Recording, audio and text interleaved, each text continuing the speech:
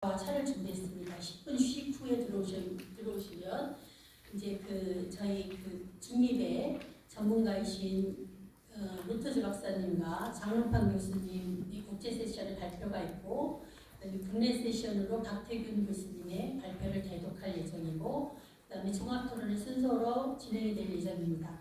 총 저희가 예상하고 있는 시간은 5시고요. 5시 전에 모든 행사를 종료할 생각입니다. 그리고 저희 종합 국제 세션에 장롱판 교수님과 로터즈 교수님은 통역은 저희 창립준비위원장님 좀 전에 위원장으로 선출되셨던 임상우 박사님께서 순차적 통역을 해주시겠습니다. 그러면 기조발제와 발표하시는 분들께서는 단으로 이동해 주시면 감사하겠습니다.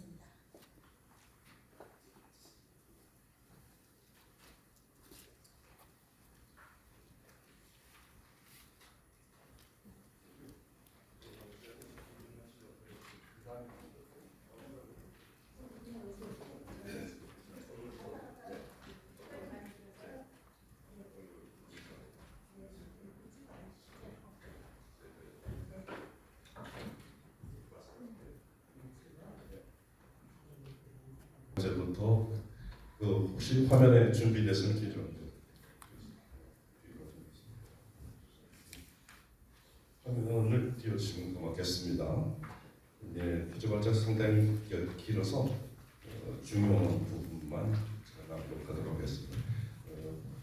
제가 말씀드릴 발제의 제목은 중립화된 코리아 국가연합이 한반도 양국체제 시대의 평화적 통일 방안이 될 것이다 라는 내용입니다.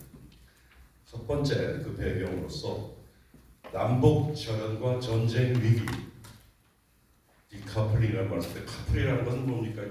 옷도 가지고 다니는 그런 카플도 있지만 기계적으로 파이프 두 개를 입을 때 카플링이라고 하는데 그게 완전히 풀려버렸어요. 남북 절연입니다. 2024년 12월, 작년 12월 조선의 김정은은 적대적 양국체제 및 민족 결별을 선언하였고 이어서 관련 구속 조치들을 전격적으로 실행하기에 이르렀다. 이제 한반도는 세계사적 대전환의 시대를 맞아 새로운 남북관계의 시대로 접어들고 있다.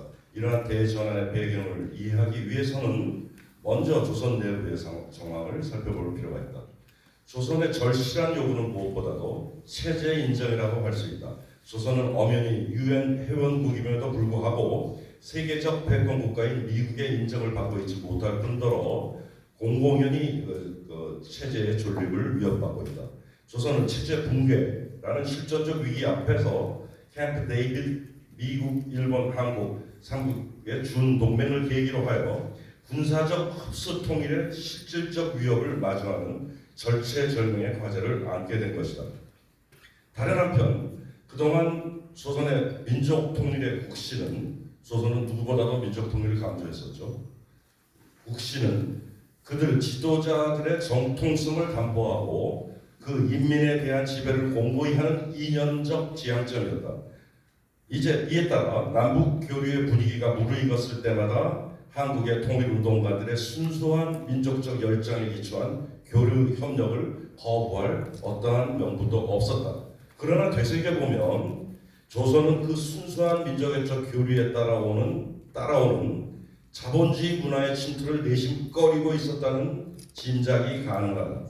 요약하자면 조선은 단기적으로는 군사적 흡수 통일과 장기적으로는 문화적 흡수 통일의 위험을 해소하는 결정적 대안을 끊임없이 모색하고 있었다고 볼 수 있다. 마침내 조선은 그들의 군사적 문화적 공세에 대항하여 자신들의 체제 수호를 위한 건곤일척의 대안으로서 민족 결별과 적대적 양국 체제를 선택한 것으로 이해되어야만 할 것이다. 이러한 획기적 결단을 이루게 된 직접적 계기는 무엇보다도 미일한 태평양 삼각동맹의 지원을 얻은 한국에 의한 군사적 문화적 흡수 통일에 대한 가능성을 영구히 차단하려는 시도라고 판단된다. 조선의 이러한 생존의 몸부림은 대륙으로의 전회, 돌아섰다는 말입니다. 대륙으로의 전회라고 부를 수 있는 전략적 대전환으로 귀결된 것으로 보아야 한다. 2023년 9월 러시아 우주기지에서의 푸틴 김정은 정상회담과 그 다음에 제가 이 원고를 마련할 때는 지난주 3일 전 그 푸틴 정상회담이 성사가 아직 안 됐을 때입니다. 그래서 급히 한 구절 넣습니다. 2024년 6월 19일 푸틴의 방북 정상회담은 신냉전 시대의 기류에 대응하는 획기적인 북러 협상 체제의 서막이라고 생각할 수 있다.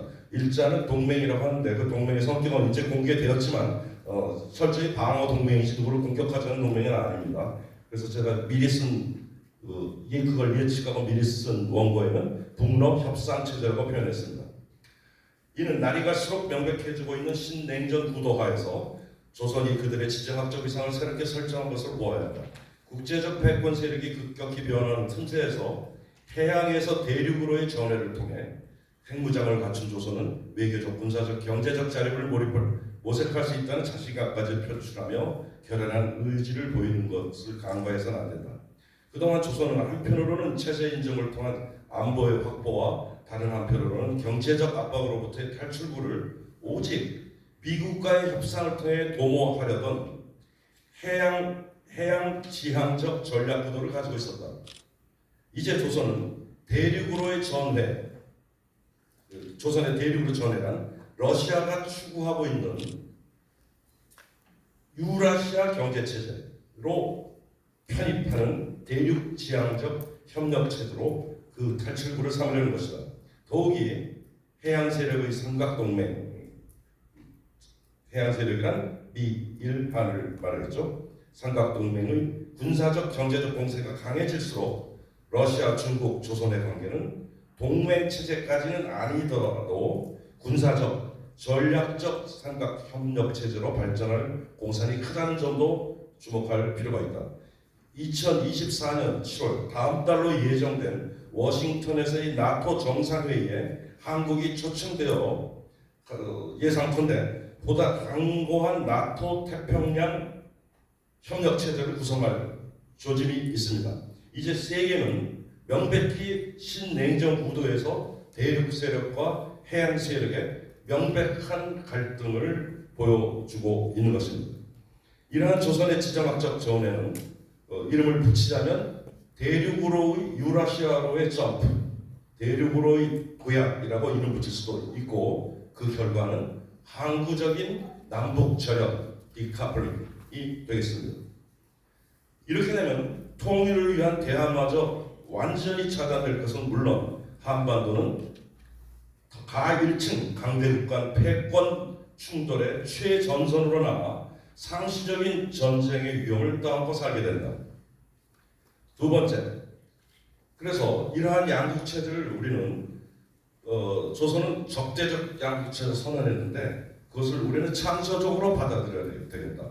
양국체제를 인정한다는 얘기입니다. 그러나 적대적이 아닌 창조적으로 받아들여서 평화를 지향해야겠다. 이것이 한반도 중립화입니다. 돌이켜보면 1972년 이래 남북 공동성명입니다. 반세기가량 남북 간 대화는 우여곡절을 겪으면서도 단속적으로 이어져 왔다. 때로는 무력 충돌을 겪는 가운데서도 한 가지 변치 않고 지켜졌던 대원칙은 바로 민족 공동체 정신이 유지되고 있었다는 것이다. 72년, 91년, 2000년, 2007년, 2018년으로 이어진 모든 남북 간 합의 문건들의 정신에 변치 않고 표현된 그 원칙대로 남북 양측은 모두 헌법과 국시로서 민족 통일을 지상 과제로 두고 있었던 것이다. 그런데 이번에 조선의 민족 통일성의 대원칙과 조선이 민족 통일성의 대원칙과 결별하겠다는 선언은 남북이 절연되어 극복할 수 없는 항구적인 대치 상태로 들어가겠다는 의지를 단호히 표명했다는 점을 절실하게 인정할 필요가 있다.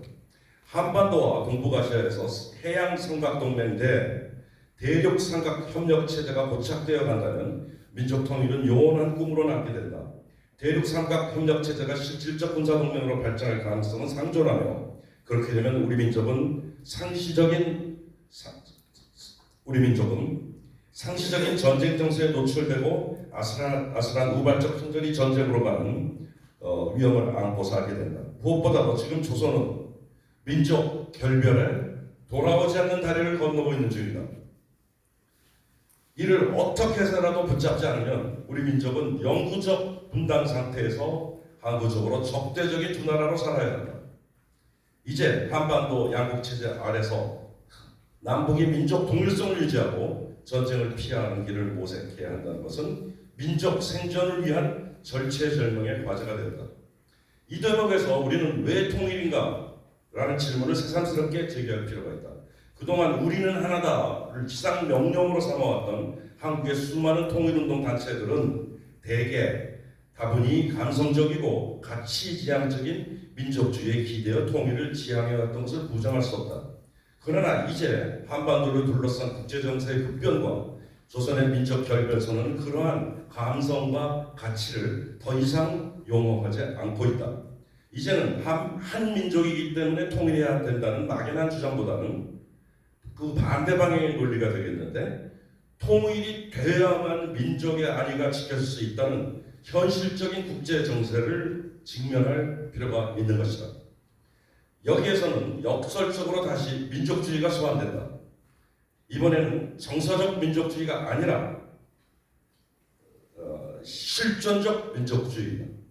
돌아오지 않는 다리를 건너고 있는 조선을 붙잡고 민족 결별은 민족 공멸이라는 사실을 직시하도록 설득해야 하며, 이를 위해서는 조선의 절실한 현실적 요구를 인정하여 민족 공영을 향한 창조적인 해결책을 모색해야만 할 때이다. 유엔에 동시 가입한 이래 한국과 조선은 국제사회에서 엄연히 존재하는 두 개의 국가적 실체였다. 남북이 서로의 필요에 의해 이러한 양국 체제를 인정하기를 애써 피해오다가 이번에 조선은 독자적으로 양국 체제를 선언하게 이르렀다. 그러나 이는 적대적, 파멸적 양국 체제이다. 이제 우리는 코리아에 엄연히 실제하는 양국 체제를 창조적으로 수용하여 이를 공생적, 평화적 양국 체제로 승화시켜야 된다. 평화적 양국 체제의 목표는 핵무기 사용 가능성을 포함한 남북 전쟁의 위협을 완전히 배제하는 것이다. 이를 위한 전제 조건은 무엇보다도 한국이 미국의 군사적 종속에서 벗어나는 한편, 또한 조선의 체제 안보와 흡수 통일에 대한 우려를 완전히 불식시켜야 한다. 이를 달성하기 위한 방안은 아래에서 제시된 남북국가 연합과 한반도 영구 중립화이다. 이제 민족 결별과 민족 공멸이라는 절체절명의 위기 앞에서 첫째, 흡수 통일의 길과 둘째, 적대적 양국 체제의 길이 있는데, 이 둘을 지향하여 셋째, 한민족의 평화와 번영을 도모하여 궁극적으로 자주적인 민족 통일로 가는 제3의 길을 모색하는 상상력이 필요할 때이다. 통일을 이루려는 궁극적 이유가 한민족이 공정과 번영을 이루기 위한 것이었는데, 통일로 가는 길에 공정과 번영을 현실적으로 먼저 확보하는 방안이 있다면 당연히 이를 우선적으로 추진해야 할 것이고, 바로 이 길은 코리아 국가연합과 이의 영구 중립화이다. 그런데 한국에서는 6.25 전쟁 이래 남북 간 대치를 민족 스스로 해소할 수 있는 국가적 정책이 주변 강대국들, 특히 한미 군사동맹의 실질적 운영자인 미국의 국제 패권 전략에 종속되어 왔다. 즉 한미 상호 방위 조약이라는 미명하에 한국의 중요한 경제적 군사적 대북 정책은 미국의 협의를 거쳐야 하거나 실질적으로는 사전 승인까지 받는다고 해도 과언이 아니다. 이는 자주적 독립국가라면 도저히 받아들일 수 없는 상태임이 분명하다.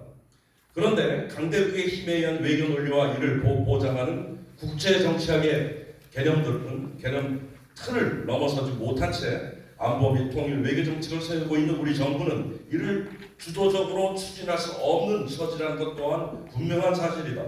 따라서 시민운동의 상상력과 추진력만이 국제적 평화운동의 대의와 손을 잡고 이 절실한 대업을 이루는 길이라고 확신하면서 오늘 발족한 중립코리아 국전대는 다음과 같이 제3의 길을 국내외에 제시하고자 한다.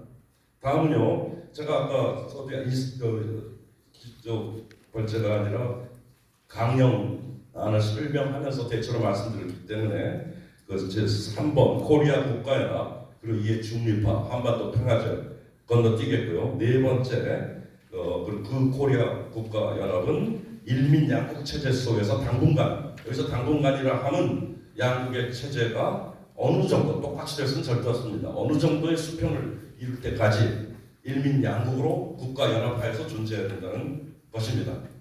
그래서 마지막 9페이지 다섯 번째 결론만을 낭독하겠습니다. 선중립 후 통일의 원칙으로 항구적 안보와 자주 독립의 성취.